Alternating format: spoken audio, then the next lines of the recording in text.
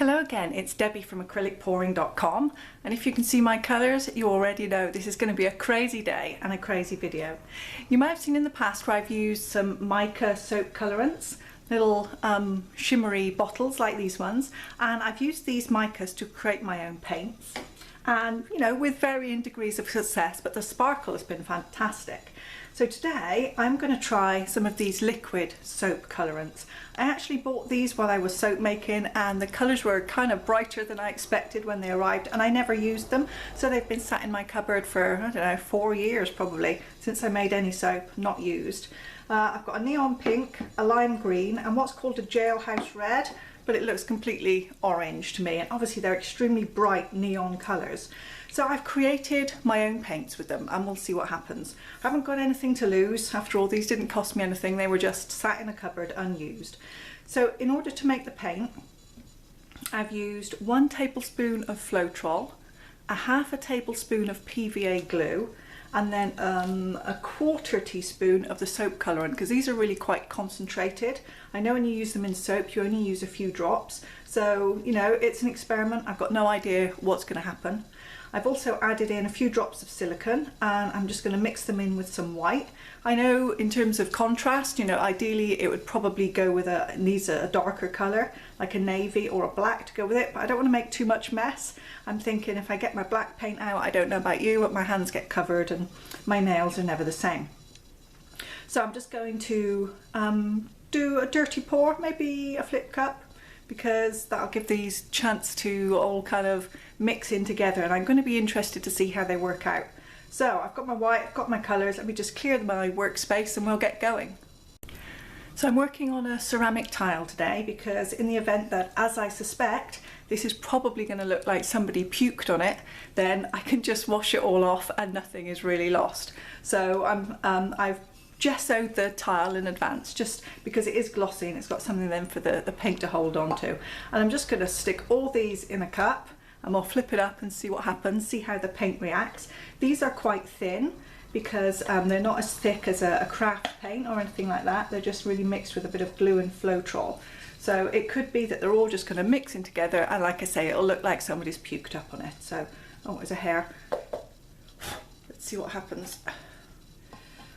I'm going to put a big dab of white in there to start with,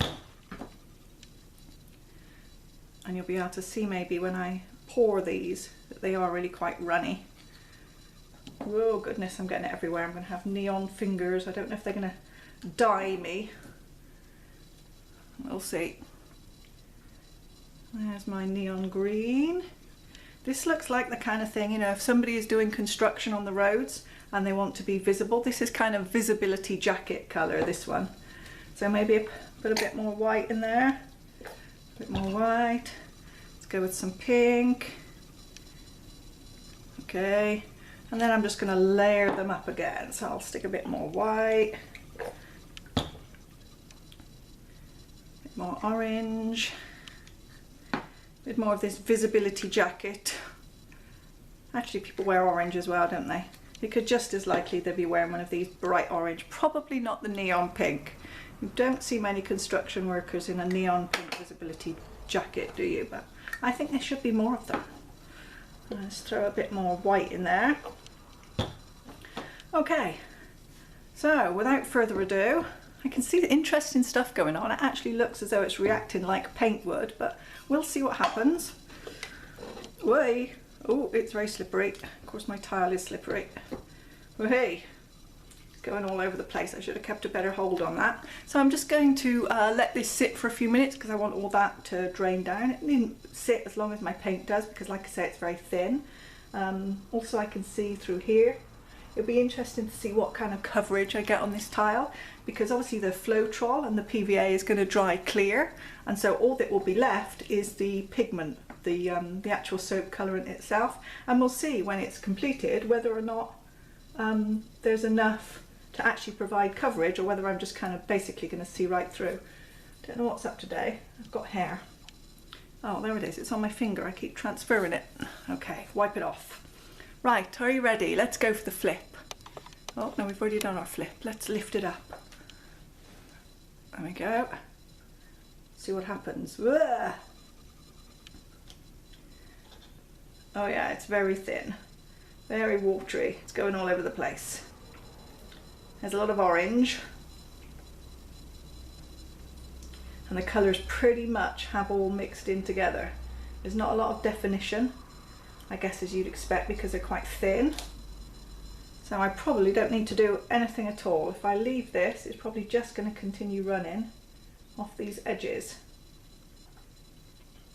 Maybe I should do a little something to make sure it reaches the corners, although it's very thin, so if I lift it, it's probably going to run really fast. Oh, I don't know, it's not too bad. Come on, off the corner. Whee! It's probably good to lose a bit of this paint too. I don't want it too thick because it's not real paint, so I don't know how it's going to react when it dries. Well, it's certainly very bright, and like I suspected, the colours have all kind of run in together because they are thin. There's not much to them in terms of holding the colours apart from each other. Just get this last corner. Okay, and bring it back a little bit.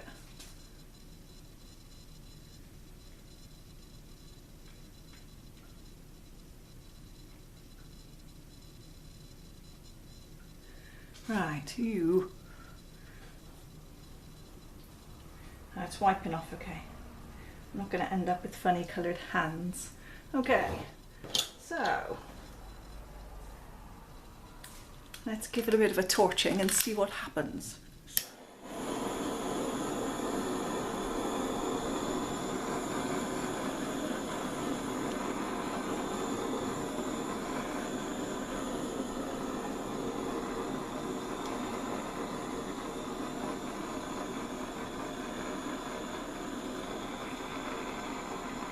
Ooh, too close.